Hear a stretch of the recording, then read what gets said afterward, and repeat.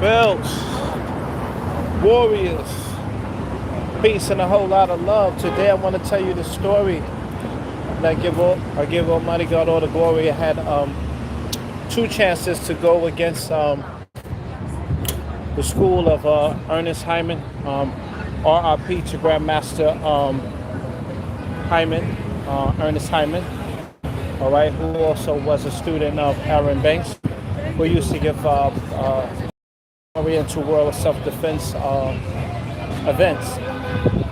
And I had a great opportunity to participate in one of the events. And this particular day, it was in Manhattan across from across from Carnegie Hall at Cami Hall. And I had the opportunity to meet a brother who actually met at Boston Community College at another tournament. We wasn't able to compete against each other, but finally we was able to finally meet at a tournament. And I said, me and him is going to fight because it was going to be a team fight. And I told my team, I'm gonna spar against him, and we had an awesome time. And then I was also able to fight against his school another time at a Comedic Masters of the Martial Arts event in Harlem, New York. Shout out to the Natural Health Hero, aka Tafiq. He throws these events like every year, and he have the Comedic Masters come on out, Melanated Brothers come on out and honestly express their skills. So I had an opportunity to go against the school twice, and it was an excellent experience. Shout out to my other team, Master Jose, and also his nephew, who was also there, and also his brother. Can't forget Master Oscar, because Master Oscar laid it down for many years for the school, and phenomenal kickboxer. So shout out to Master Oscar and his family, Master Jose, and his nephew as well, who's probably a master by now. But like I said, Saturday at the tournament, for those who didn't see the tournament, I'm going to put another video up, a more clearer video of the tournament. Shout out to Grandmaster. I'm doing all these shout outs today. Shout out to you for being here with me today. The description, that's the picture of the brother who I sparred against. And when I seen him, I think the last time I saw you was at Cami or what have you. And the event was, and listen, the women was going in like SWAT team. So I'm gonna be sharing with you. And I also wanted to let you know there's going to be another tournament in February. So, there's too much noise over here. Another tournament, another time. To me, I'm going to make it 30 times better. I'm going in October as well. So, can't wait till October. We have another three or 4 weeks to compete at another tournament. Anyway, Ernest Hyman, once again, RIP. Let's just do a little moment of silence real quick for Grandmaster Ernest Hyman.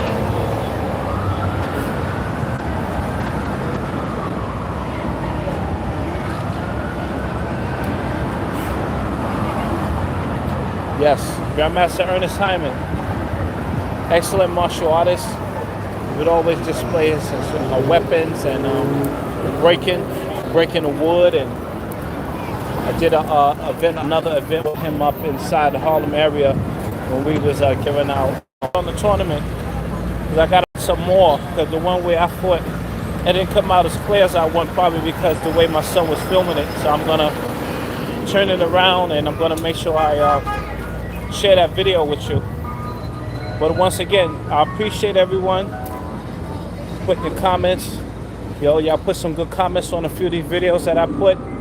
And also for those, who personally been calling me and talking with me about the video content and also about the spiritual life. I appreciate you so much.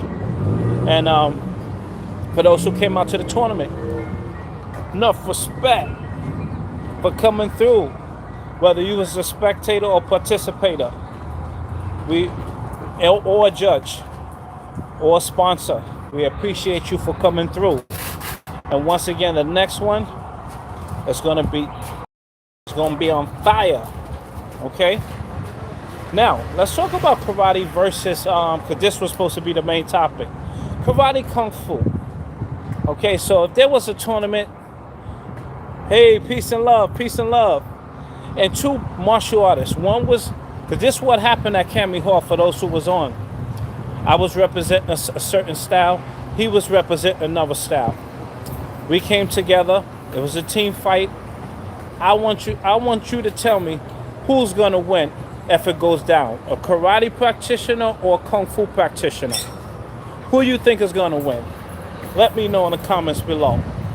This was a team fight. Once again, I had my 1, 2, 3. I had about 3 or 4 guys. They had about 3 to 4 guys. All right? And yeah, busy. Okay? Actually, I believe it was 3, and you had to have a backup guy. You know? And we had to let it flow. So, who you think would win? Or the team that was representing the Kung Fu? Y'all let me know below. Let me see what some of y'all saying. Okay, y'all talking about the mafia in the comments. All right. So y'all on the subject on the mafia. All right, y'all talking about that Chinese mafia will win? What y'all talking about over there in them comments? Well, just to give you a little backstory, it depends on the school of training. It depends on the school of training. Now, we had a brown belt that was on one of the teams, so you would think that he probably wouldn't win because he had a brown belt, but no, that doesn't necessarily mean that he might not win, because if he is skilled, we had green belts that was good enough to deal with black belts. So just because, how you doing, brother? Just because he have a brown belt doesn't mean anything. If he got the skills to pay the bills, then he can win. Okay? Now, another thing to also acknowledge is you can't really just judge the style. You have to judge the man of the style. How much work is he putting in? Do he have a qualified instructor who's giving him the knowledge to win, right? Yeah, all that has to be taken into, you got to be thinking about as we discuss who would win, the Kung Fu or the karate guy, right? Yes, because we seen a video where in 10 seconds you seen a guy who was taking up mixed martial arts. He went to go fight a guy in Tai Chi, and you know what happened in 10 seconds, right? He rushed him, and then he put him on his back, right? So most of y'all say, oh, the Tai Chi guy can't fight, and anytime that happens, he's gonna... No. Don't say that just because of that fight. Because if that guy had probably... I'm just gonna say, if he grew up like me, over here in the Bronx, then sometimes you gotta have that street fighter. You had that street fight work for you, that street fighter, and you're working.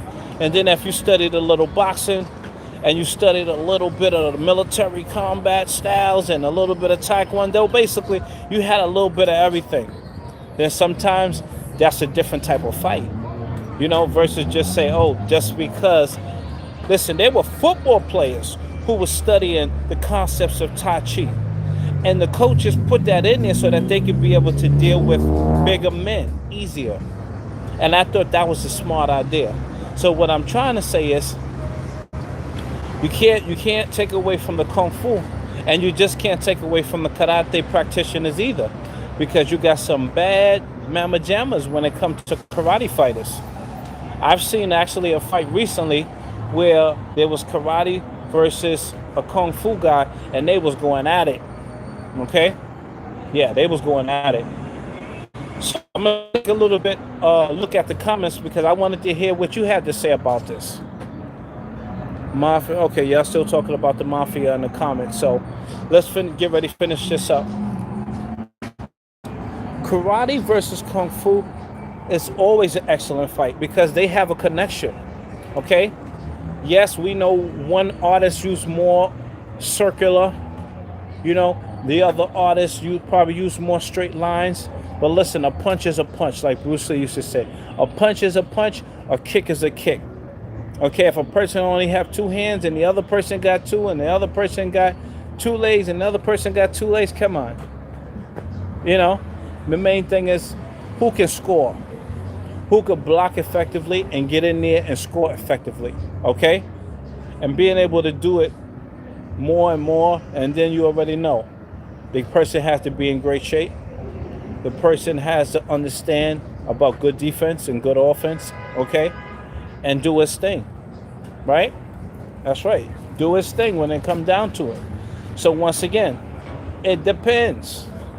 You might have two guys on the team that might have injuries. And I'm just talking about the situation that I was in. I had an injury that day from jumping and doing something in the air off a ladder, and I hurt my ankle. Yeah, hurt my ankle. So what happened? I'm healed, but I did my prayer, and then I went to go fight. My other friend also had an injury. And his, well, actually, two of the other guys had injuries. One, I think it was his hamstring, and the other one, I think, was his knee. But anyway, like I said, we give God all the glory that we still went in there, and as a team, we was able to win. Now, I'm not going to tell you unless you ask me, was we representing Kung Fu or was we representing karate? I'm only going to tell you if you ask me, okay? But like I said, all of the fighters, we had an awesome time. And then even on the second time that we came together, and once again, I showed you that was the particular school inside the thumbnail. If you see it, let me see if I can show you. Hold on. Oh, nope, there's supposed to be another picture there. But they didn't let me put it there. But anyway, yeah, that was another school. I was trying to put the thumbnail up there. And like I said, we had an awesome time fighting against Grandmaster Ernest Hyman School. And the second time, we even had more fun time. There was a few things that I was able to change over the years. And I learned that not to do a lot of open hand strikes. You have to close the fist. So I was learning how to do the techniques a little better because certain places that you go, the rules change. That particular event, the first time we fought, they also wasn't giving us, they wasn't allow us to kick to the face, even though I had trained for kicking to the face. So when I got there and they told me those rules, I was kicking in the face anyway because I already had an injury and I didn't want to put all those limits on myself. So a few times I did get a warning or a point or two taken away. But listen, my body was already conditioned to being able to kick to the face. So I just let my body do what it naturally wanted to do versus not do that and I already had an injury. So points were taken away. But as a team, we were still able to win. Okay? Proper preparation prevents poor performance. So I just want to say that for those who might be fighting or get ready for an event or just being able to continue to defend themselves.